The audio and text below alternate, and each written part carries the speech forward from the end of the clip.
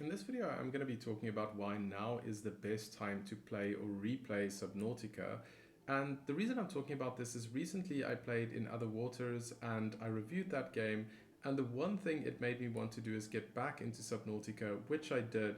And based on that, I want to talk about why now is such a great time to play the original Subnautica. I'm also going to deal with some of the concerns that players have around fear and how to deal with fear if that is an issue for you in terms of getting into the game. And finally, to keep things balanced, I'm going to offer a little bit of a critique on the game as well. So starting with the first point on why now is the best time to play or replay the original Subnautica, the first thing I've got to say is that this game has been substantially improved in terms of optimization and bug fixes since the launch. In its current state, it is a very well polished game. And I've recently started playing Subnautica Below Zero, and my initial impressions were that this is also a great game, but of course it wouldn't be reasonable to expect that it will ever capture the magic of the original Subnautica. So if you're thinking of getting Below Zero, now is a great time to get into the original Subnautica, either for the first time or to replay it ahead of playing the sequel.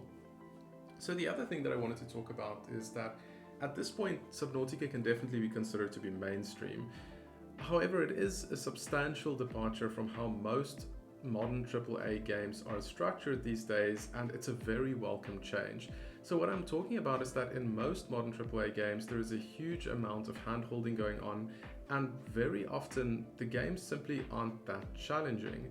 And there's nothing inherently wrong with that, but sometimes these developers don't make the most of the incredible open worlds that they build for the players.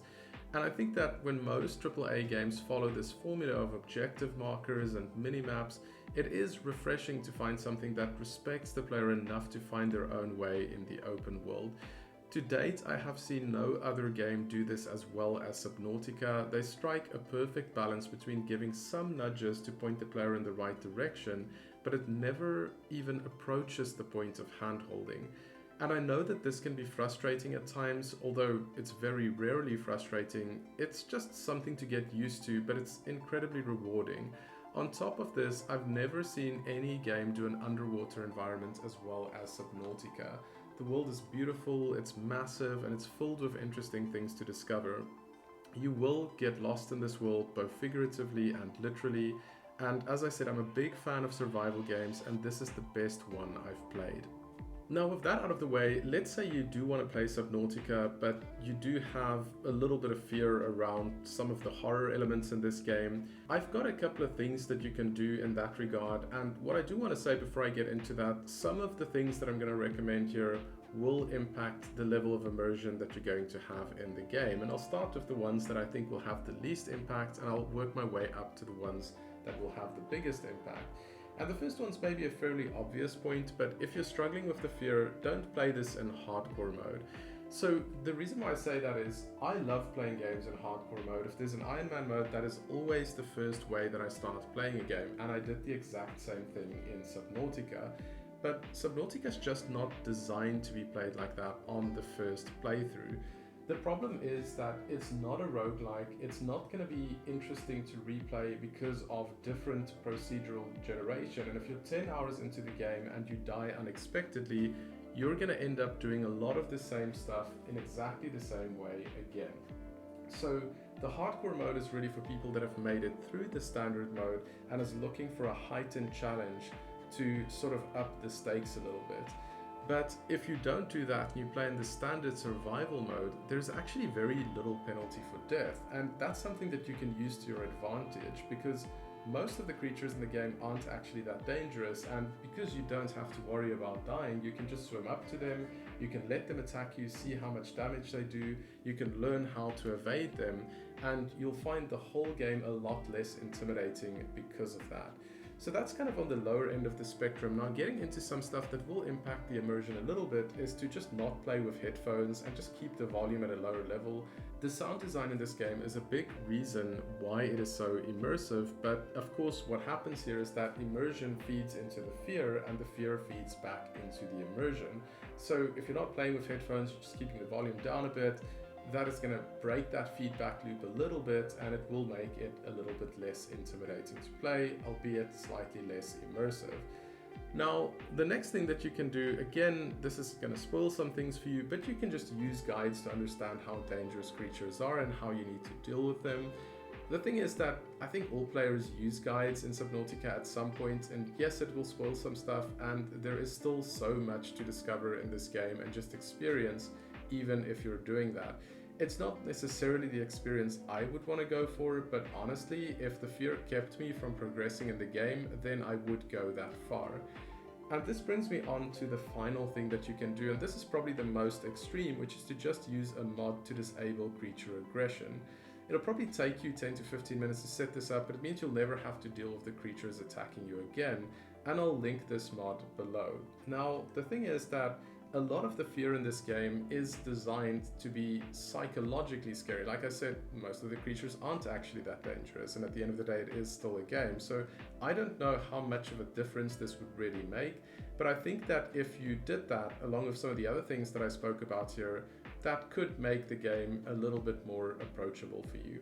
So now let's get to the final topic, and I've spoken about what I love about this game, but I do want to balance this out and just talk about some of the things that is maybe going to be not that great for some players. So the flip side of the highly open-ended gameplay is that it can be easy to miss things, and the chances are you'll get bored searching for certain things unless you use a guide at some point in the game, and most players will end up consulting guides for Subnautica because of that. It's not necessarily a bad thing, it's just to be aware, and I don't think there's any shame with a game like this that really challenges the player to use a guide from time to time to help you to progress. Now, moving on from this, there are some weird design decisions in this game. The weirdest one for me was that the penalty for losing a small sub, so the seamoth that you unlock, is much more severe than the penalty for dying. And I explained how there isn't really that much of a penalty for dying. You will only lose what you picked up since you last left the base. You keep all of your equipment and everything else. But the problem is that when you lose the small sub, all of the upgrades that you have accumulated up until that point is gone, and that creates this really weird dynamic where I actually feel safer swimming outside the sub than I feel inside the sub, and sometimes I would hide the sub somewhere and rather have myself get attacked, because at least that way I know if something happens I still keep the sub.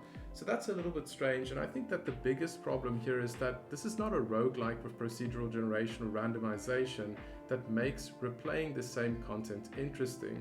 If you lose a sub with a lot of mods, you'll end up doing the exact same things to collect the exact same materials. And they could have made it so that you could salvage the resources, but as it stands, losing a sub really isn't that interesting, and as I said, it just feels safer to be outside the sub than on the inside. And the next thing I want to talk about, you might have heard about this before, but you can sort of classify this game into 3 sections. So there's the first section before you get your first sub, you're arriving in the shallows, you're exploring the starting area and getting to know the different materials and building some new technologies. And you play that until you get to building your first sub. And that part of the game is really interesting. You then get into the Seamoth, and this just unlocks so much more in the game. You can go deeper, you have this mobile source of oxygen that you can use, and this is another huge part of the game, and again it's very interesting. But then finally you get to building the Cyclops, the big sub. But the final leg of the game becomes slightly tedious. So at this point you'll be over the fear, but you're going to have to go on these prolonged fetch quests, which probably explains why only 10% of players play Subnautica until the end. And this is also where the developer's decision to limit the player's ability to fight back against sea monsters goes from being scary to being a little bit annoying. In the late game, I felt I was playing Untitled Goose Game, but instead of me being the goose annoying the farmer, every other creature was the goose and I was the farmer trying to do important things while the geese were pecking at my feet.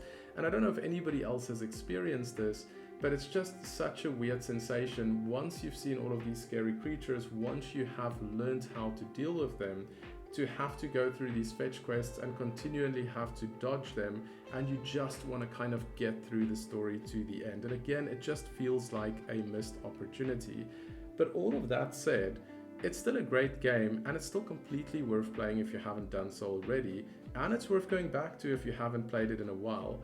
Even if you never finish the game, there's just so much to discover that any amount of time that you spend in this game is worth it. I would love to hear from anybody watching this video in the comments. Let me know, what do you think about this? Are you looking forward to playing it again, maybe ahead of Subnautica Below Zero? Are you going to play it for the first time? Do you have issues getting into the game or getting further into the game because of fear? And is there anything in particular that you wish they did slightly differently, just to take what is something close to a masterpiece and basically push it into that perfect masterpiece territory? With all that said, as always, if you do like this kind of content, please do like and subscribe, and I'll see you for the next video.